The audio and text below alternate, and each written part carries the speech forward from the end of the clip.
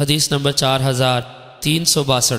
حضرت عائشہ رضی اللہ عنہ سے مروی ہے، فرماتی ہیں حضرت ابو سفیان کی بیوی ہند بنت عتبہ رسول اکرم صلی اللہ علیہ وسلم کی خدمت میں حاضر ہوئی اور عرض کیا، یا رسول اللہ، ابو سفیان ایک بخیل شخص ہے، وہ مجھے اتنا نفقہ نہیں دیتا جو مجھے اور میرے بچوں کو کافی ہو، مگر یہ کہ میں اس کی لا علمی میں اس کے مال سے کچھ لے لوں، کیا اس سلسلے میں مجھ پر کوئی حرج ہے؟ رسول اکرم صلی اللہ علیہ وسلم نے فرمایا، اس کے مال سے دستور کے مطابق اتنا لے سکتی ہو جو تمہیں اور تمہاری اولاد کو کافی ہو۔ حدیث نمبر 4363۔ امام مسلم نے اس حدیث کی 3 سندیں ذکر کی ہیں۔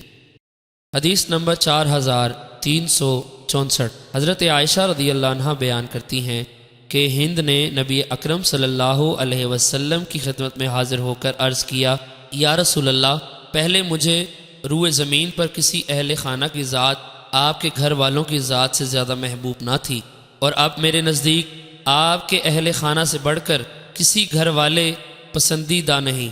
نبی اکرم صلی اللہ علیہ وسلم نے فرمایا، اس ذات کی قسم جس کے قبضہ قدرت میں میری جان ہے، یہ محبت مزید بڑھے گی۔ اس کے بعد ہند نے کہا، یا رسول اللہ، بے شک ابو سفیان مال روکنے والے شخص ہیں، کیا مجھ پر حرج ہے کہ میں اجازت کے بغیر ان کے مال سے ان کے بال بچوں پر خرچ کروں؟ نبی اکرم صلی اللہ علیہ وسلم نے فرمایا، اگر تم دستور کے مطابق خرچ کرو تو تم پر کوئی حرج نہیں۔ حدیث نمبر 4365۔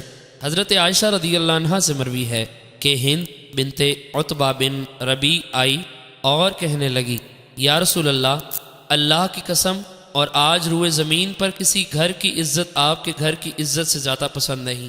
رسول اکرم صلی اللہ علیہ وسلم نے فرمایا، اور اس ذات کی قسم جس کے قبضہ قدرت میں میری جان ہے، ابھی یہ محبت اور بڑھے گی۔